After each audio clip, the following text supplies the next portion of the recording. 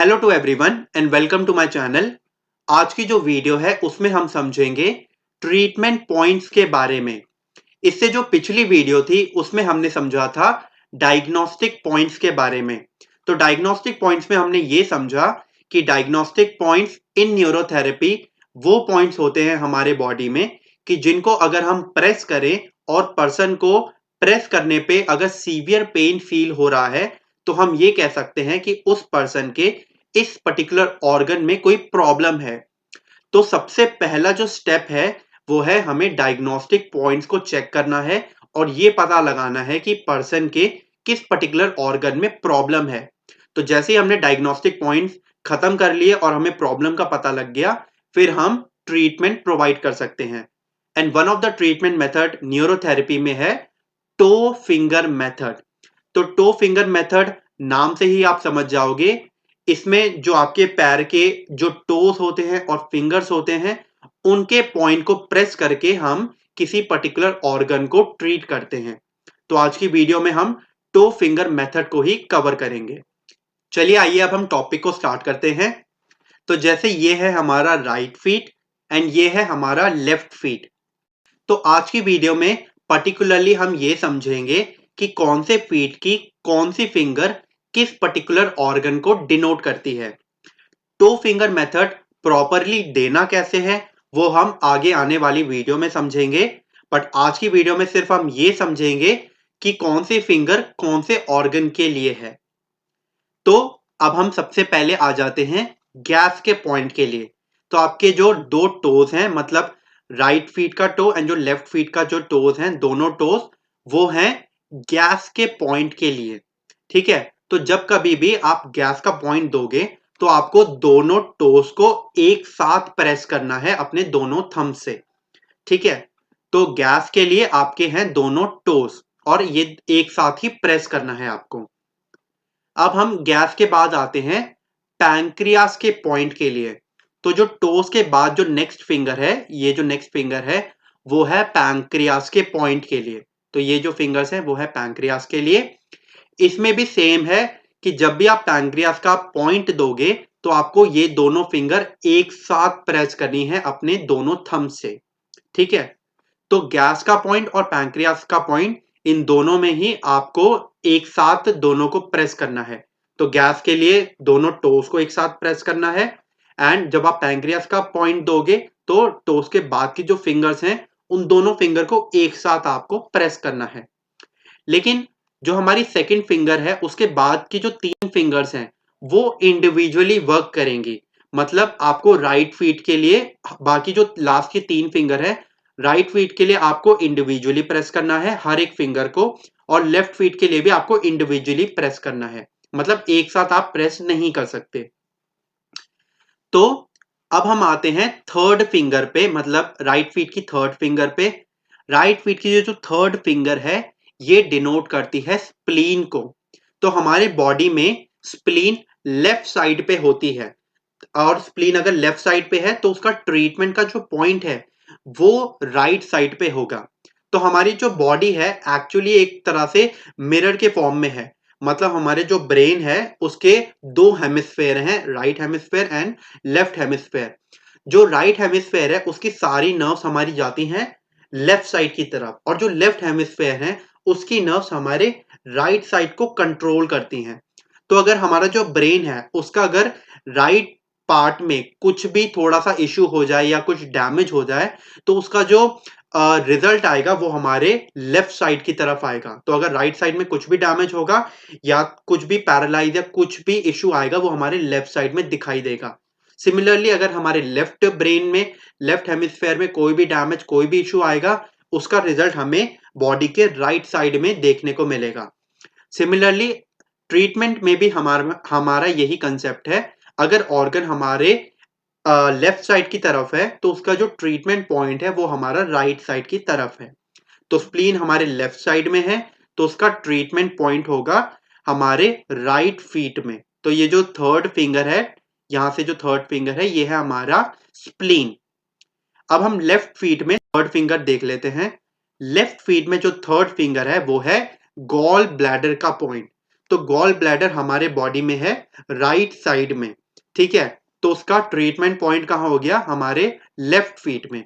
तो ये जो फिंगर है ये है हमारी गॉल ब्लैडर के लिए। तो जब आप स्प्लीन का पॉइंट दोगे तब आपको सिर्फ ये वाली फिंगर को ही प्रेस करना है, अपने एक हाथ से इसी फिंगर को प्रेस करना है और किसी फिंगर को फिर प्रेस नहीं करना। जैसे गैस में और पैंक्रियाज में हम दोनों टोज को और दोनों फिंगर को एक साथ प्रेस कर रहे थे, इनमें ऐसा नहीं करना, इसमें आपको इंडिविजुअली ही प्रेस करना है। फिर जब आप गॉल ब्लैडर का पॉइंट दोगे तब आपको इंडिविजुअली इसी फिंगर को प्रेस करना है।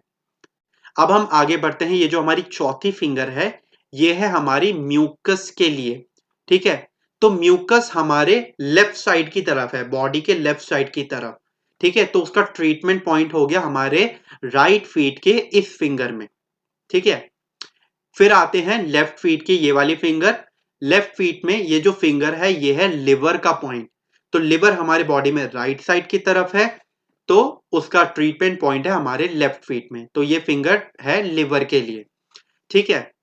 अब ये जो लास्ट फिंगर्स हैं, ठीक है, तो ये है हमारी राइट फीट में जो लास्ट स्मॉल फिंगर है वो डिनोट करती है लेफ्ट ओवरी को या फिर लेफ्ट टेस्टिस को। और जो लेफ्ट फीट है उसमें जो लास्ट फिंगर है वो है राइट ओवरी या फिर राइट टेस्टिस के लिए। बट इसमें थोड़ा सा एक्सेप्शन है, ठीक है।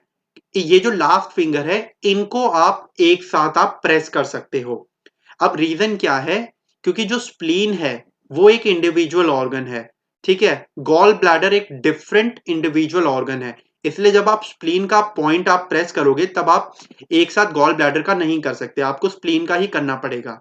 सिमिलरली अगर मैं म्यूकस का कर रहा हूं तो उस टाइम पे मैं फिर लिवर का नहीं कर सकता, तो इंडिविजुअली मुझे फिंगर्स को प्रेस करना है।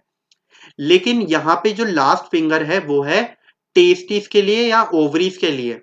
तो टेस्टिस भी हमारे दो में डिवाइड हो सकती है, राइट टेस्टी या फिर लेफ्ट टेस्टिस। ओवरीज भी दो में डिवाइड हो सकती है, राइट ओवरी या लेफ्ट ओवरी। बट देखा जाए टेस्टिस हो या ओवरीज हो, भले ही हम उन्हें दो में डिवाइड कर लें लेकिन है तो वो एक ही organ. Right ovary left ovary हमारा एक ही ऑर्गन है और राइट टेस्टिस लेफ्ट टेस्टिस एक ही ऑर्गन है। तो इस वजह से हम इन दोनों लास्ट की दो फिंगर हैं उनको हम एक साथ प्रेस कर सकते हैं, ठीक है। तो एक क्वेश्चन आ सकता है कि फिर हम गैस के लिए और पैंक्रियास के लिए हम एक साथ प्रेस क्यों कर रहे हैं, जबकि गॉल ब्लैडर के लिए हम इंडिविजुअली प्रेस कर रहे हैं, लिवर के लिए इंडिविजुअली प्रेस कर रहे हैं, स्प्लीन और म्यूकस के लिए भी इंडिविजुअली प्रेस कर रहे हैं। तो जैसे हमारी ये जो दो टोस थे वो गैस के पॉइंट के लिए थे। तो हमारे बॉडी में गैस दो टाइप की होती है, एक होती है स्टमक गैस, दूसरी होती है हमारी इंटेस्टाइनल गैस, ठीक है। स्टमक गैस ये वो गैस होती है जो हमारे स्टमक में प्रोड्यूस होती है और ये ऊपर की तरफ से बाहर निकलती है बर्ब्स के फॉर्म में, मतलब इसकी मूवमेंट अपवर्ड मूवमेंट होती है। दूसरी होती है इंटेस्टाइनल गैस, ठीक है। इंटेस्टाइनल गैस हमारे इंटेस्टाइन में प्रोड्यूस होती है और ये नीचे के थ्रू बाहर निकलती है, तो इनका मूवमेंट डाउनवर्ड होता है। तो ये दो टाइप की गैस होती हैं, उसी को रिप्रेजेंट करने के लिए दो टोज हैं। तो दो टोज इन दो गैस के लिए हैं, इन दो गैस के पॉइंट के लिए हैं, ठीक है। अब हम पैंक्रियास में भी यही चीज है, पैंक्रियास जो है उसके लिए भी हम दोनों फिंगर को एक साथ प्रेस कर रहे हैं। तो क्वेश्चन ये आ सकता है कि पैंक्रियास तो एक इंडिविजुअल ऑर्गन है, तो फिर हम दो फिंगर क्यों है उसके लिए। तो पैंक्रियास एक ऑर्गन है और एक ग्लैंड भी है। तो पैंक्रियास एक इकलौता ऐसा ग्लैंड है, क्योंकि जो ग्लैंड्स होते हैं या तो वो एंडोक्राइन ग्लैंड होते हैं या एक्सोक्राइन ग्लैंड होते हैं, ठीक है। पैंक्रियास एक ऐसा ऑर्गन है या फिर एक ऐसा ग्लैंड है जो एक्सोक्राइन भी है और एंडोक्राइन भी है। थोड़ा सा एक्सोक्राइन और एंडोक्राइन को समझ लेते हैं। एक्सोक्राइन ग्लैंड ऐसे ग्लैंड्स होते हैं जो अपनी सेक्रीशन एक ट्यूब के थ्रू सेंड करते हैं, ठीक है। ट्यूब के थ्रू या एक डक्ट के थ्रू सेंड करते हैं। इस वजह से एक्सोक्राइन ग्लैंड को हम ग्लैंड्स विद डक्ट भी कहते हैं। तो एक्सोक्राइन ऐसे ग्लैंड होते हैं जो एक डक्ट के थ्रू या फिर एक ट्यूब के थ्रू अपनी सेक्रीशन को सेंड करते हैं। दूसरी तरफ एंडोक्राइन ग्लैंड ऐसे ग्लैंड्स होते हैं जो जिनको डक्ट की जरूरत नहीं होती, ये अपनी सेक्रेशन डायरेक्टली ब्लड स्ट्रीम्स में देते हैं, ठीक है। इसी वजह से जो एंडोक्राइन ग्लैंड होते हैं उनको हम कहते हैं ग्लैंड विदाउट डक्ट या फिर डक्टलेस ग्लैंड, ठीक है। तो पैंक्रियास जो है एंडोक्राइन फंक्शन भी निभाता है और एक्सोक्राइन फंक्शन भी निभाता है, ठीक है। तो इसी वजह से पैंक्रियास के लिए हमारा दो फिंगर्स हैं। तो ये जो दो फिंगर हम एक साथ दे रहे हैं क्योंकि पैंक्रियास दो फंक्शन निभाता है, एक्सोक्राइन फंक्शन और एंडोक्राइन फंक्शन। इसके बाद की जो फिंगर्स हैं उनको हमें इंडिविजुअली प्रेस करना है। बस लास्ट की जो दो फिंगर्स हैं उनमें एक्सेप्शन है, उन दोनों को हम एक साथ प्रेस कर सकते हैं क्योंकि राइट ओवरी और लेफ्ट ओवरी जो भी है हमारी वो सेम ही ऑर्गन है, ठीक है। तो ये है हमारे ट्रीटमेंट पॉइंट या फिर ये है हमारा टो फिंगर मेथड, ठीक है। अब हम आगे बढ़ते हैं। कुछ चीजें हैं जो नोट करने जैसी है। सबसे पहला है toe finger need to be given 20 times. However, we can increase the counting depend upon severity of the problem. For example, 6 times or 60 times. तो ये जो toe finger है ये आपको 20 टाइम करना है। जैसे अगर मैं स्प्लीन का पॉइंट, अगर किसी को स्प्लीन का ट्रीटमेंट दे रहा हूं तो मुझे स्प्लीन के फिंगर को 20 टाइम प्रेस करना है, ठीक है। तो जनरली 20 टाइम्स है, लेकिन हम ये जो 20 टाइम्स है इसको इंक्रीज कर सकते हैं या डिक्रीज कर सकते हैं, वो डिपेंड करता है प्रॉब्लम के ऊपर। अगर प्रॉब्लम बहुत ज्यादा सीवियर है तो इसे हम 60 टाइम्स भी कर सकते हैं, कम है तो हम इसे 6 टाइम्स भी कर सकते हैं। तो हम 20 टाइम्स कर सकते हैं, 6 टाइम्स कर सकते हैं, 60 टाइम्स कर सकते हैं, डिपेंडिंग अपॉन द प्रॉब्लम, ठीक है। अब हम पढ़ते हैं सेकेंड पॉइंट के बारे में। We use the talcum powder before we give toe finger to avoid any rashes, ठीक है। तो जब कभी भी आप टो फिंगर मेथड आप अप्लाई कर रहे हो तब आपको ध्यान रखना है कि आप टेल्कम पाउडर को आप पहले ही फीट पे लगा दो, क्योंकि जब आप 20 टाइम्स अगर आप टो फिंगर दे रहे होगे, ठीक है, तब हो सकता है कि बार बार दबाने से वहां पे रैशेज आ जाए। तो रैशेज को अवॉइड करने के लिए हम टेल्कम पाउडर का यूज करते हैं। लास्ट नोट है, as Nabi is activated, then we should give 3 NNS, that is new Nabi set to relax the nail, ठीक है। तो जब हम टो फिंगर मेथड हम देते हैं तब पॉसिबिलिटी है कि जो आपकी नाभि है वो अपनी लोकेशन से हट जाए या फिर वो थोड़ी सी स्टिमुलेट हो जाए, तो उसको रिलैक्स करना भी जरूरी है। तो आफ्टर टो फिंगर मेथड आपको 3 बार एनएनएस देना है, ठीक है। एनएनएस का मतलब है न्यू नाभि सेट। तो अगर मैंने सपोज कीजिए गॉल ब्लैडर के पॉइंट को मैंने स्टिमुलेट किया, तो आफ्टर गॉल ब्लैडर का पॉइंट मेरे को 3 बार गॉल ब्लैडर के पॉइंट पे एनएनएस भी देना पड़ेगा।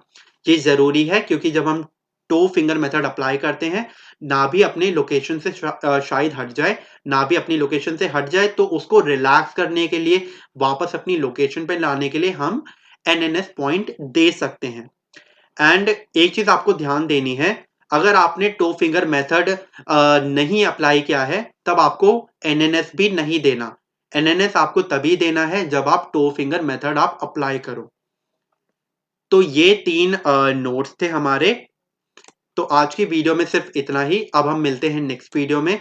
नेक्स्ट वीडियो में हो सकता है हम ये देखें कि टो फिंगर मेथड को प्रॉपरली देना कैसे है। Thank you.